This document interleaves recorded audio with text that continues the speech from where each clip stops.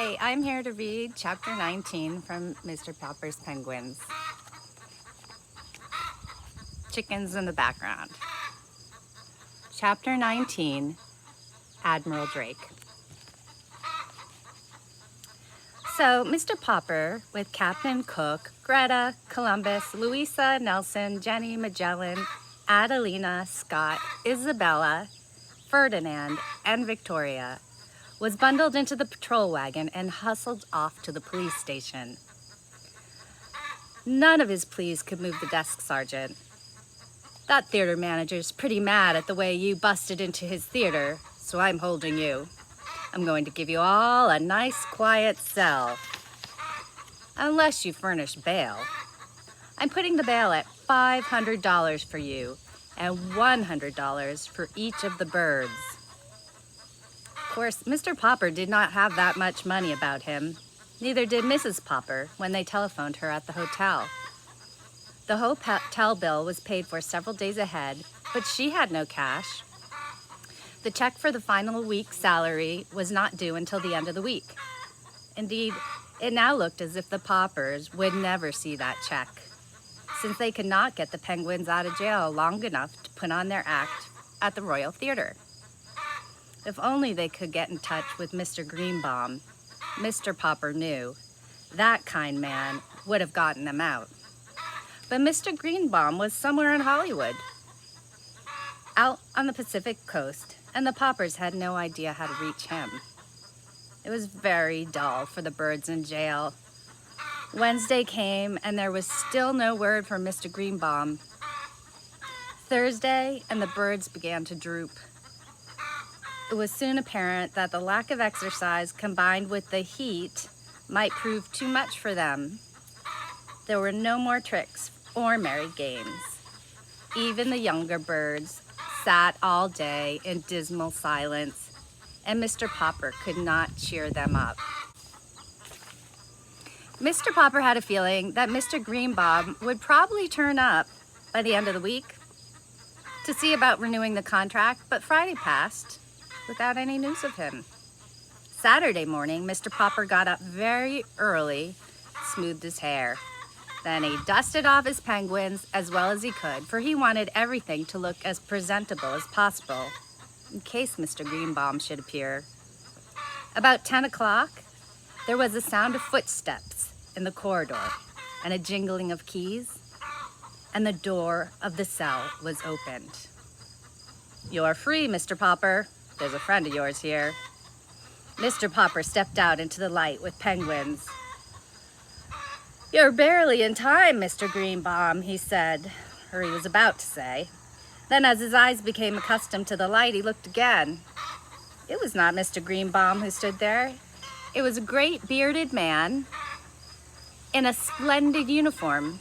Smiling, he held out his hand to Mr. Popper. "Mr. Popper," he said, "I'm Admiral Drake." "Admiral Drake?" gasped Mr. Popper. "Not back from the South Pole?" "Yes," said the Admiral. "The Drake Antarctic Expedition ship returned yesterday. You should have seen the reception New York gave us. You can read about it in today's paper. But I thought about the trouble you were having over the penguins, and so here I am. I have a long story to tell you." "Could we go to the hotel and talk about it?" asked Mr. Popper. "My wife will be anxious to see us back." "Certainly," said the Admiral. And when they were all settled in the Popper rooms at the hotel, with the penguins clustering around to listen, Admiral Drake began. "Naturally, when I knew that I was coming back to America, I often thought about the man to whom I had sent the penguin. It takes us a long time to hear things down there, and I often wondered how you and the bird were getting along. Last night at the mayor's dinner for us, I heard about the wonderful trained penguin act you have been putting on all over the country. This morning I picked up the paper, and the first thing I read was that Mr. Popper and his 12 penguins were still being held in jail. But 12 penguins, Mr. Popper? How on earth?" See if you can see that one chicken making all that noise. No, I can't focus in. One bird making a ton of noise. Then Mr. Popper told how Greta had arrived to keep Captain Cook from being lonely, and how the little penguins had grown, and how the clever little band had saved the day for the Poppers when things looked bad. "It's amazing," said Admiral Drake. "I've seen a lot of penguins in my time, but never watched such educated ones as these. It certainly shows what patience and training can do. But now, to get to my real point, Mr. Popper, you probably know that I have explored the North Pole as well as the South Pole." "Oh, yes," said Mr. Popper respectfully. "I've read books about both your Arctic and your Antarctic expeditions." "Well then," said the Admiral, "maybe you know why we explorers prefer the South Pole." "Could it be on account of the penguins, sir?" asked Janie, who had been listening very hard. Admiral Drake patted her head. "Yes, my dear.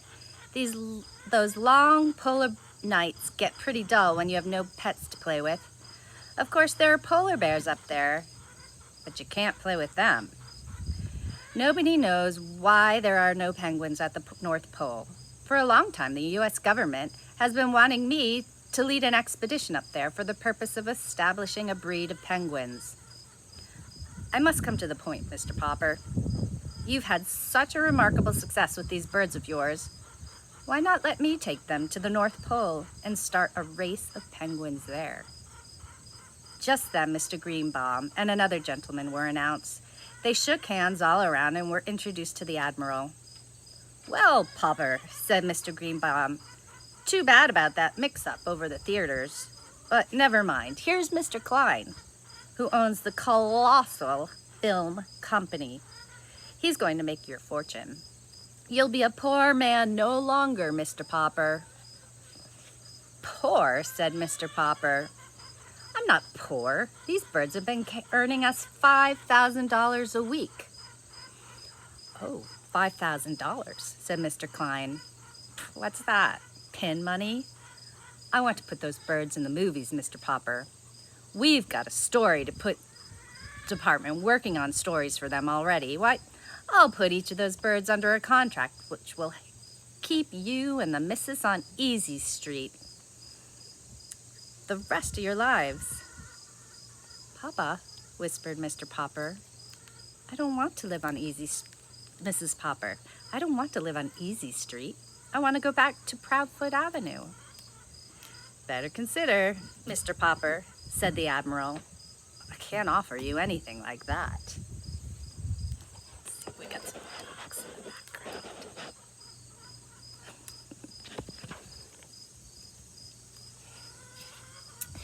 You may say those men at the North Pole get lonely because there are no... You say those men at the North Pole get lonely because there are no penguins? Asked Mr. Popper. "Very lonely," said the Admiral. "But if there were penguins up there, mightn't the polar bears eat them?" "Oh, ordinary penguins, yes," said the Admiral judiciously. "But not such highly trained birds as yours, Mr. Popper. They could outwit any polar bear, I guess." It was now Mr. Klein's turn to speak.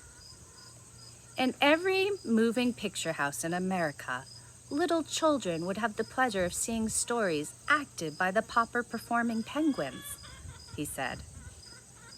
"Of course, if we succeeded establishing the breed at the North Pole," said the Admiral, "the name might have to be changed a little.